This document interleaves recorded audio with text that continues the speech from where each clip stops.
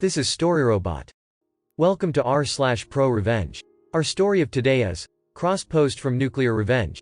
Standing up to my workplace bully led to unforeseen consequences. I work in the UK for a large technology company doing software support.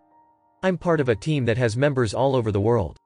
I've been in this job for around 10 years, and other than the major issues I've had with this guy, the first truly enjoy my job. When I started with the company, I wouldn't say that I was green. I had about 7 years industry experience under my belt.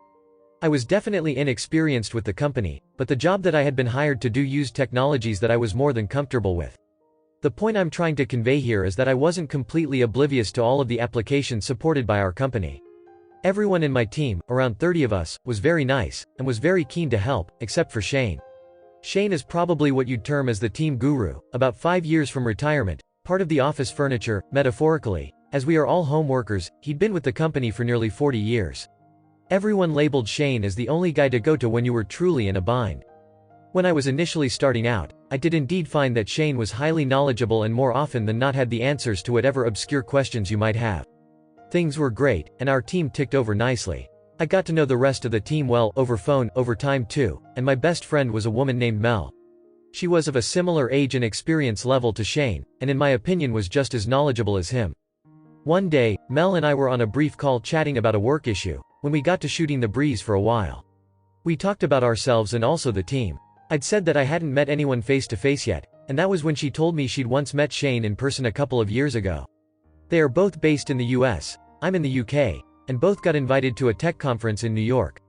She told me that he has serious health issues due to his weight, around 450 pounds, and when he was home was often on oxygen and medication. His plan was to ride things out until he was able to take early retirement so that he didn't need to worry about paying for his medical insurance anymore. That sounded like a reasonable enough plan to me, and we were soon talking about something else. The issue started about 2 years into my tenure with the company. We started moving in a new direction with what applications we were going to be offering to customers, and towards that end we were trained in a bunch of new stuff. I saw this as a great opportunity and equalizer. If no one on our team had any experience with this new software, then I would be on equal footing with everyone. This went really well for me, and I put a lot of time and effort into learning as much as possible. Shane didn't show much interest in the new stuff. He still continued to spend most of his time with the legacy tools. In team meetings you could clearly tell he was getting pissed off that his status as a guru was gradually becoming more and more meaningless. This wasn't anything personal. We work in software, you have to adapt in order to remain competitive. As time went on, it was becoming clear to the team how much work I was putting in, and I was well on the way to becoming the go-to guy for the new software. During this time, Shane would start sniping at me for anything he could plausibly manage.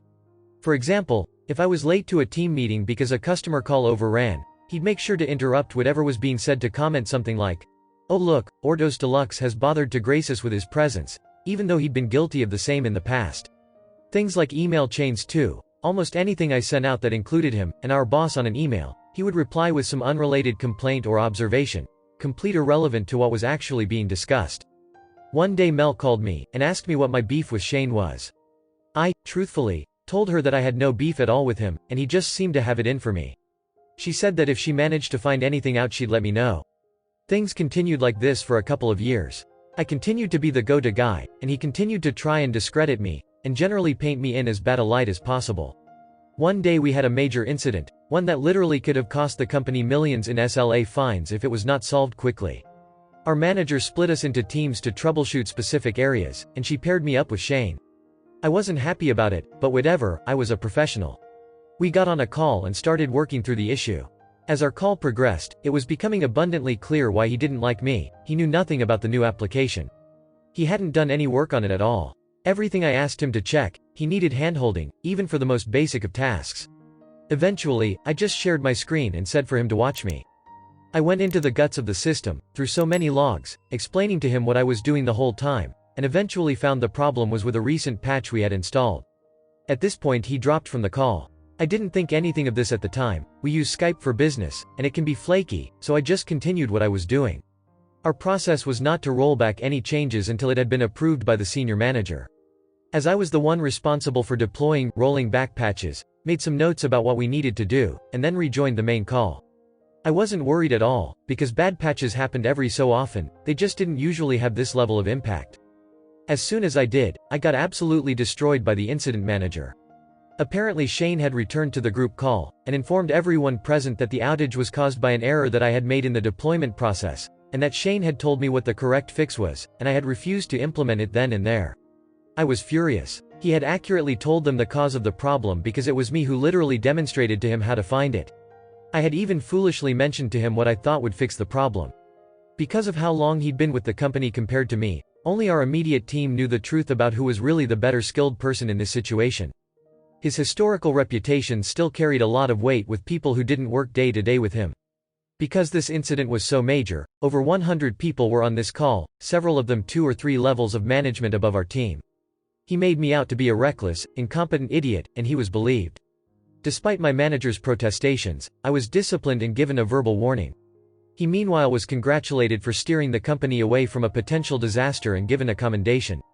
I was so angry, and a while later Mel gave me a call. Apparently Shane had been bragging to her about putting that smart beep punk in his place. She was shocked, and asked him what he was talking about. His real beef was that he thought I had disrespected him by trying to take over his role as go-to guy for the new software. That wasn't my intention at all. I didn't see it as my fault that he was too beep lazy to do the work again. I lamented with Mel that she should have recorded the call. She laughed and said that Skype shows when you're recording a call and he'd never have spilled his guts while being recorded.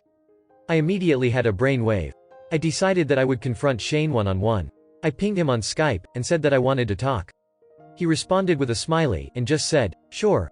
I called him and let him know that I was recording this call, and the Skype notification popped up to let all participants know that this call was being recorded. I went right for it, and accused him of lying about the major incident, and said that it seemed like he had a major beef with me. As expected, he lied, and said that he was sorry that I felt like I had to react this way. He said that he would need to talk to our boss about it. I said wait 1 second, and turned off the Skype recorder. I then said that Skype isn't recording, and that he knew exactly what he had done. His mask slipped at this point, and he said that he was perfectly in his rights to put me in my place. He said that you need to respect the longer-serving people in jobs like this, and that he would do it again in a heartbeat. I didn't hold back. I called him a dinosaur, who refused to move with the times, and wanted to coast out his days here without doing any work. He said that he was a couple of years away from retirement, and he'd be damned if he was going to bust his beep for some shiny new software. I said to him, speaking of new software, has he heard of OBS?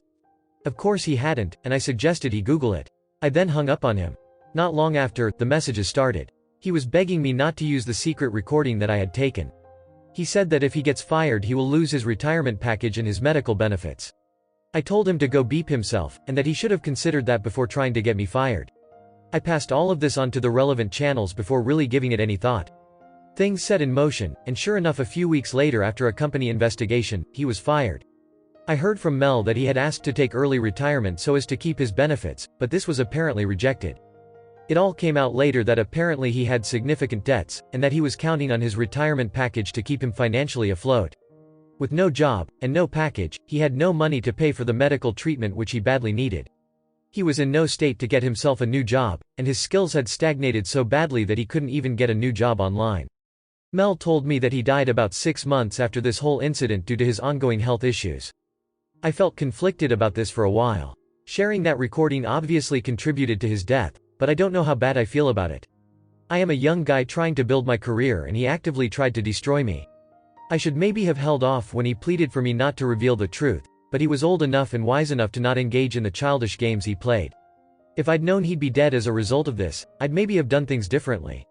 It's one that stays with me, that's for sure. I'm still at the company, and I can tell you all that I will never treat a new employee the way he treated me. So maybe the breaking of that cycle is the positive to come out of all this. Thank you for watching. Error. Problem detected. Not enough subscribers. Please subscribe, like and comment.